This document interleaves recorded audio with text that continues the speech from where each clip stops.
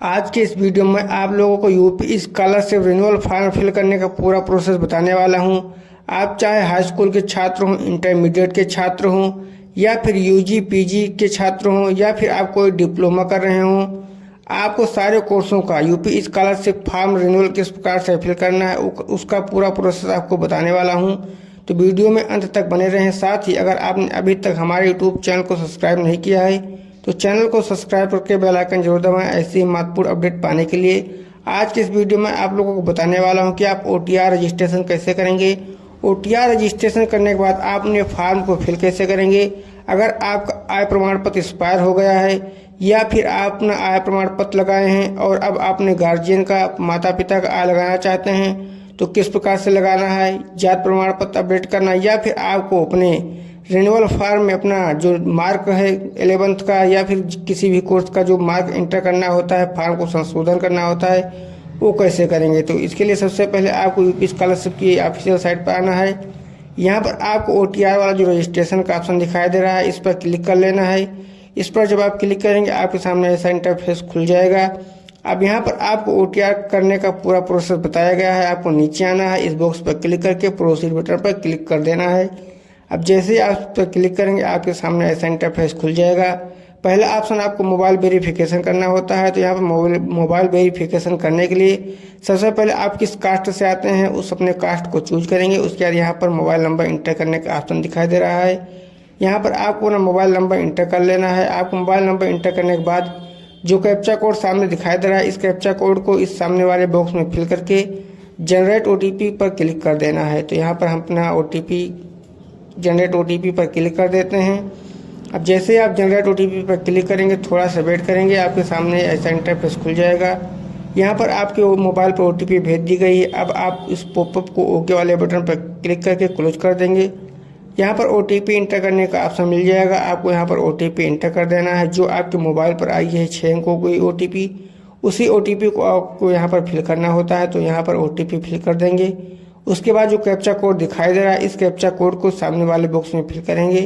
तो हम यहाँ पर कैप्चा कोड भी फिल कर देते हैं। उसके बाद वेरीफाई ओटीपी का जो ऑप्शन दिखाई दे रहा है इसी पर हम क्लिक कर देंगे। तो यहाँ पर जो कैप्चा दिखाई दे रहा है उस कैप्चा कोड को हम फिल कर लेते हैं। उसके बाद वेरीफाई ओटीपी पर क्लिक कर देते हैं।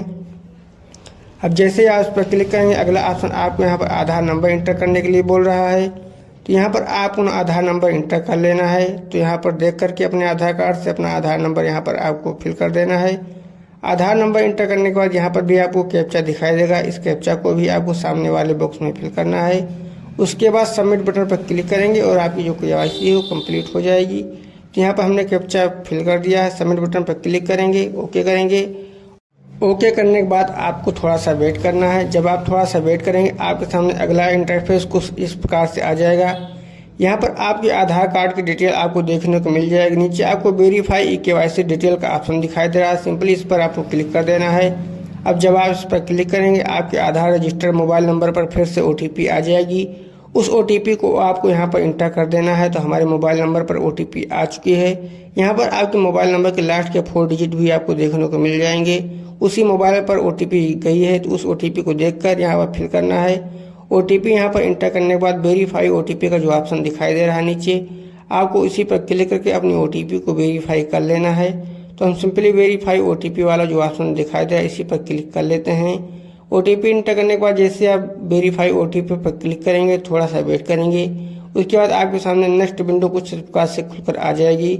अब यहाँ पर आपको पिता का नाम इंटर करना होता है, माता का नाम इंटर करना होता है, ईमेल आईडी फिल करना होता है और कैप्चा कोड भरकर सबमिट करना होता है। तो सबसे पहले हम यहाँ पर पिता का नाम इंटर कर लेते हैं। पिता का नाम आपको यहाँ पर आपकी जो मार्कशीट है उससे देख कर केयरफुली इंटर करना होता है। तो यहाँ पर आपको पिता का नाम इंटर कर लेंगे। फिर आपको यहाँ पर माता का नाम भी अपनी मार्कशीट से देख कर ही इंटर करना है। कोई भी मिसमैच नहीं करना है। सारी चीज़ें आपको यहाँ पर अच्छी तरीके से फिल कर लेना होता है। तो यहाँ पर हम माता का नाम भी इंटर कर लेते हैं। माता का नाम इंटर करने के बाद नीचे आपको ईमेल आईडी का ऑप्शन दिया गया है। अपनी ईमेल आईडी या फिर अपने गार्जियन की ईमेल आईडी यहाँ पर इंटर कर सकते हैं। तो यहाँ पर सबसे पहले हम अपने पिता का नाम इंटर कर लेते हैं। उसके बाद यहाँ पर माता का जो नाम दिखाई दे रहा है यहाँ पर माता का नाम भी इंटर कर लेते हैं। माता का नाम इंटर करने के बाद जो यहाँ पर ईमेल आईडी वाला ऑप्शन दिखाई दे रहा है हम यहाँ पर एक ईमेल आईडी भी इंटर कर देते हैं। ईमेल आईडी इंटर करने के बाद आपको कैप्चा कोड भरकर सबमिट करना होता है। तो सारी चीज़ें हमने यहाँ पर इंटर कर दी है। अब यहाँ पर जो कैप्चा कोड वाला ऑप्शन दिखाई दे रहा है, जो सामने कैप्चा कोड है, सेम उसी प्रकार से इस कैप्चा कोड को सामने वाले बॉक्स में फिल करना होता है। तो हम यहाँ पर इस कैप्चा कोड को भी भर लेते हैं। कैप्चा कोड को भरने के बाद आपको सबमिट बटन पर क्लिक कर देना होता है। तो सिंपली हमने सारी चीज़ें फिल करके सबमिट बटन पर क्लिक कर दिया है। थोड़ा सा वेट करेंगे। वेट करने के बाद आप देख सकते हैं हमारा जो OTR है वो सक्सेसफुली जनरेट हो चुका है। यहाँ पर आपको OTR नंबर आपको देखने को मिल जाएगा। इस OTR नंबर को आपको प्रिंट करके रख लेना है या पर कहीं पर भी आप उसको नोट कर लेना है। तो हम इस OTR नंबर को कॉपी कर लेते हैं या फिर कहीं पर नोट कर लेते हैं, क्योंकि आगे का जो फॉर्म है इसी OTR नंबर से हमें कंप्लीट करना होता है।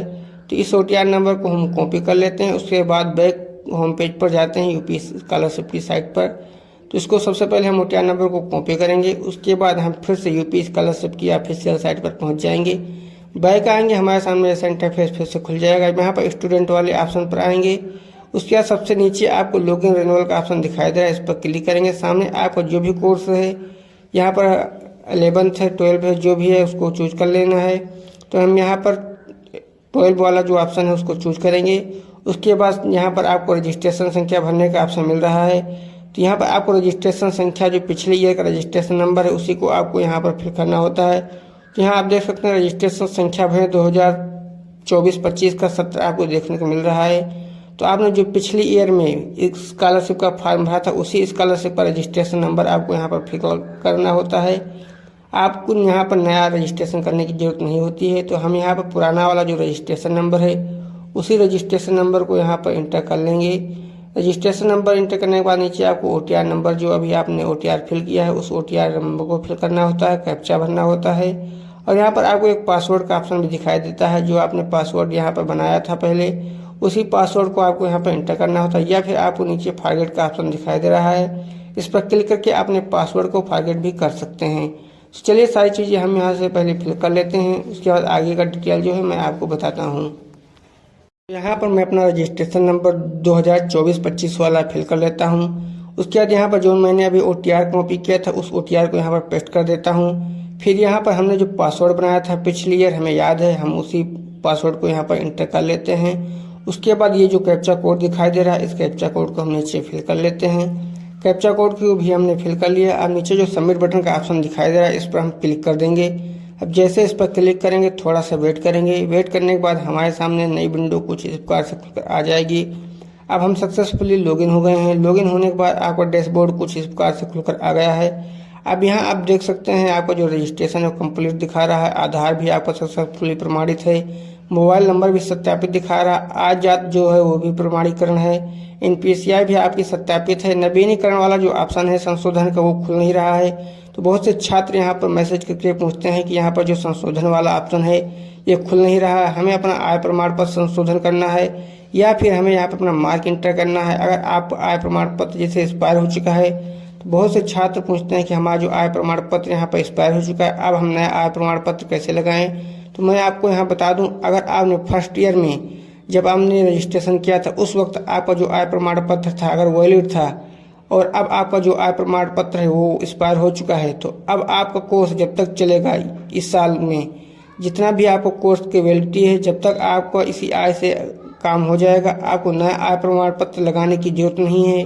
हाँ, अगर आपने अपना आय प्रमाण पत्र लगा दिया है और आपको गार्जियन का आय प्रमाण पत्र लगाना है तो इसके लिए आपको संशोधन का इंतजार करना होगा या फिर आपको अपने कॉलेज से संपर्क बनाए रखना होगा। जैसे कोई नोटिफिकेशन आता है वैसे ही आपको अपने जगह पर अपने गार्जियन का, माता पिता का या फिर आप जिसके पास रह रहे हैं उसका यहाँ पर आय प्रमाण पत्र आपको अपडेट कर देना होगा, क्योंकि नोटिफिकेशन जारी करके बता दिया गया है कि यहाँ पर जो आय प्रमाण पत्र है वो अब गार्जियन का लगेगा। तो इसके लिए आपको थोड़ा सा सावधानीपूर्वक अलर्ट रहना है और जैसे ही नोटिफिकेशन आता है यहाँ पर आपको अपना आय प्रमाण पत्र हटाकर अपने गार्जियन का जो आय प्रमाण पत्र है वो यहाँ पर अपडेट कर देना है। बाकी आपको यहाँ पर मार्क वगैरह कुछ भी फिल करने की ज़रूरत नहीं है, वो सारी चीज़ें आपको कॉलेज की तरफ से कर दिया जाएगा। अब आपको सिंपली यहाँ पर नीचे आके फाइनल प्रिंट ले लेना है और उसको कॉलेज में जमा कर देना है। तो फाइनल प्रिंट लेने के लिए आप यहाँ देख सकते हैं आपको जो सारा स्टेप है यहाँ पर पहले से वेरीफाई है। यहाँ पर आपको कुछ भी वेरीफाई करने की जरूरत नहीं है, बस आपको यहाँ पर फाइनल प्रिंट लेना है। तो इसके लिए आपको नीचे देख सकते हैं संस्था है तो आवेदन पत्र प्रिंट करने का ऑप्शन जो दिखाई दे रहा है, सिंपली आपको इसी पर क्लिक कर देना है। अब जैसे ही आप इस पर क्लिक करेंगे आपको जो फाइनल प्रिंट है आपके सामने खुलकर आ जाएगा। यहाँ आप देख सकते हैं आपके फाइनल प्रिंट पर ऊपर में लिखा है शिक्षण संस्थान में जमा करने हेतु, तो आप इसको शिक्षण संस्थान में जमा कर सकते हैं। यहाँ पर आपका क्लास देखने को मिल जाएगा, आप किस कक्षा में जो आपकी अवधि है, जिस कक्षा में उसकी अवधि देखने को मिल जाएगी। यहाँ पर आपका जो रजिस्ट्रेशन संख्या है यूपी स्कॉलरशिप का, वो रजिस्ट्रेशन नंबर भी आपको देखने को मिल जाएगा। यहाँ पर आपका नाम, फादर नेम, सारी चीज़ें आपको यहाँ पर देखने को मिल जाएंगी। अब आप नीचे आएंगे, नीचे आपको सपोर्टिंग डॉक्यूमेंट क्या क्या जमा करना होता है इसके साथ में लगाकर वो सारी चीज़ें आपको यहाँ पर देखने को मिल जाएगी। आप उसमें से पढ़कर उसके साथ में सपोर्टिंग डॉक्यूमेंट जो होते हैं उसके फ़ोटो कॉपी कर इस फॉर्म पर आपको साइन करके अपने कॉलेज में जमा कर देना होता है। बाकी सारी चीज़ें जो है आपके कॉलेज वाले करेंगे और उसको फॉरवर्ड करेंगे। जानकारी कैसी लगी कमेंट बॉक्स में ज़रूर बताएं।